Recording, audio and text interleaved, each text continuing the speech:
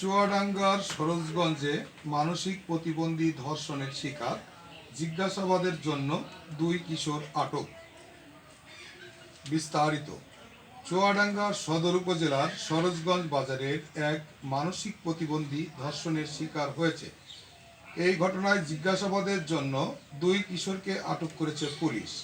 গতকাল মঙ্গলবার দুপুরে চুয়াডাঙ্গা ডিবি পুলিশ ওই দুই কিশোরকে আটক করে।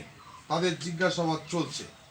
পুলিশ ও স্থানীয় সূত্রে জানা গেছে, গোপন সংবাদের মাধ্যমে এলাকাবাসী জানতে পারে চুয়াডাঙ্গার সরোজগঞ্জ বাজারে থাকা এক মানসিক প্রতিবন্ধী ধর্ষণ করা হয়েছে। তবে ধর্ষণের শিকার হওয়া মানসিক প্রতিবন্ধীকে পাওয়া যায়নি।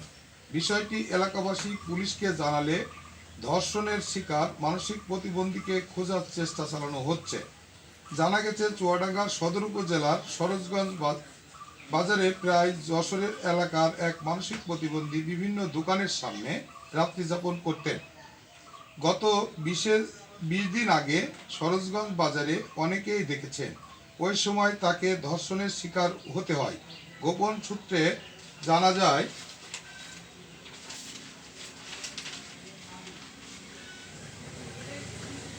বিষয়টি পুলিশ জানতে পারে। তারই সূত্র ধরে গতকাল মঙ্গলবার দুপুরে চুয়াডাঙ্গা ডিবি পুলিশ সরোজগঞ্জ এলাকা থেকে দুই কিশোরকে গ্রেপ্তার করে। তাদের পরিচয় অপ্রাপ্ত হওয়ায় পরিচয় প্রকাশ করা হয়নি। আটক করে পরে চুয়াডাঙ্গা সদর থানায় হস্তান্তর করা হয়েছে। এই বিষয়ে চুয়াডাঙ্গা সদর থানা অফিসার ইনচার্জ শেখ সেকেন্দার আলী জানান, গোপন সংবাদের ভিত্তিতে চুয়াডাঙ্গা ডিবি পুলিশ যাদবপুরের দুইজনকে আটক করেছেন। তাদেরকে জিজ্ঞাসাবাদ করা হচ্ছে। জিজ্ঞাসাবাদে জড়িত থাকার প্রমাণ পেলে তাদের বিরুদ্ধে মামলা নিয়ে আদালতে সোপর্দ করা হতে পারে।